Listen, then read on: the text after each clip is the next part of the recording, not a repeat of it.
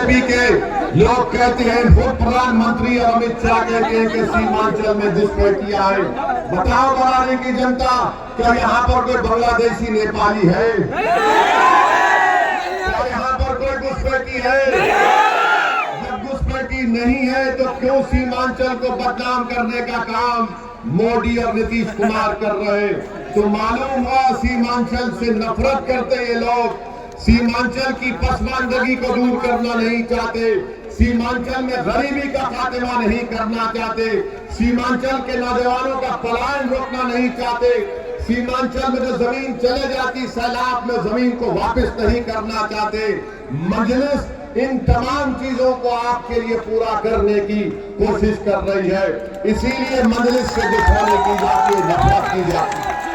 दूसरी तरफ हम देखते हैं कि तेजस्वी यादव है, मीडिया से कहता है कि ओवैसी और उसकी पार्टी चरमपंथी है।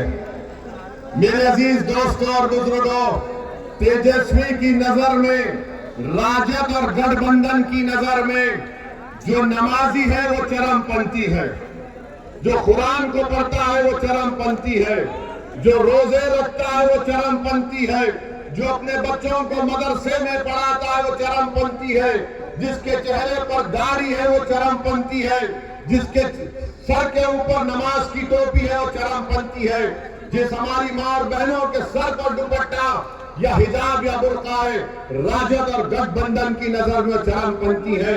और कौन राजद की नजर में, तेजस्वी की नजर में चरमपंथी नहीं है? जो उसके बाप लालू के सामने आकर सर झुकाए। तो सुन लो तेजस्वी, हम जमीन और आसमान के खालिक को मानने वाले हैं, हम अपना सर झुकाते जमीन और आसमान के खालिक के सामने। हम किताब अगर कोई मानते हैं तो अल्लाह के कलाम को मानते हैं, उसके बाद संविधान को मानते हैं।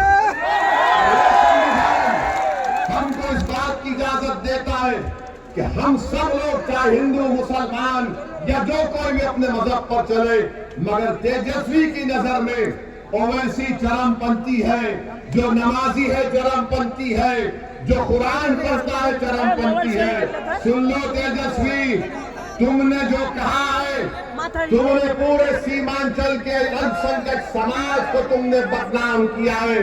तो बताओ बरारी की जनता, क्या आप तेजस्वी के इस बयान की तारीफ करते हैं या उसकी मुखालिफत करते हैं? ये तेजस्वी अगर कह रहा है तो सोचो, ये मोदी का छोटा भाई बनकर अपनी नफरत का इजहार कर रहा है।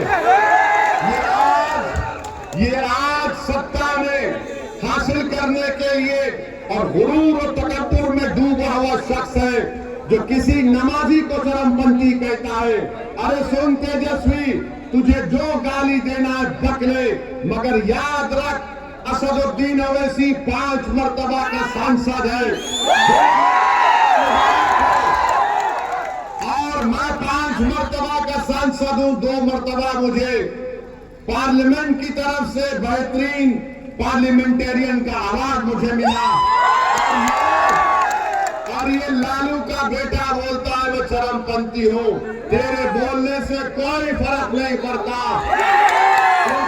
बोलना चाहे बोल ले, मगर सीमांचल और बरारी की जनता तुझे बताएगी कि चरमपंथी का मतलब क्या है।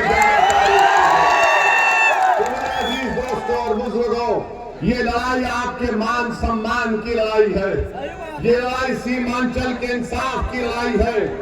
बीजेपी 20 साल से नीतीश कुमार के साथ है, वो नाकाम साबित हो रही है। बीजेपी किसी अल्पसंख्यक समाज के मुसलमान को टिकट नहीं देती। राजद है, 14% यादव है, 36% टिकट देते हैं और मुसलमान को चरमपंथी कहता है और फिर उम्मीद करता है कि उसको वोट मिलेगा। इंशाअल्लाह ताला की बार ना घुसपैठी बोलने वाले को वोट मिलेगा, ना चरमपंथी कहने वाले को वोट मिलेगा। मिलेगा तो पतन छाप को मिलेगा।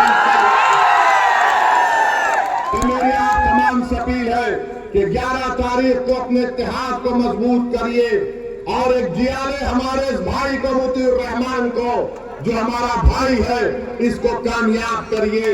याद रखिए, गरीब की तकलीफ अगर कोई समझता है तो पतंग छाप वाला समझता है। रिश्वतखोरी को अगर कोई आम किया तो जेडी और बीजेपी ने आम किया। अगर किसी ने जुल्म किया सीमांचल पर तो उसमें राजद भी और गठबंधन के लोग भी शामिल हैं। एक नए दौर का आगाज करिए और 11 तारीख के दिन सुबह अपने घर से निकलकर मजलिस के उम्मीदवार और पतंग छाप पर बटन दबाइए ताकि हमारी आवाज पटना की विधानसभा में सुनाई दे। और जो समाज 3.5% है वो कह रहा है कि हम उप मुख्यमंत्री बनाएंगे, तो मैं कह रहा हूं जिस समाज का 17% आबादी में हिस्सा है वो उप मुख्यमंत्री नहीं बनाएगा, वो सीमांचल के बेटे को बिहार का मुख्यमंत्री बनाएगा। तैयार है? क्या आप मुख्यमंत्री चाहते हैं अपना? तो क्या आप इत्तेहाद का सबूत देंगे? मेरे अजीज दोस्तों, बुजुर्गों, मेरी सरदार मां और बहनों, आपका बहुत बहुत शुक्रिया। अल्लाह आपको सलामत रखे। हमारा इत्तेहाद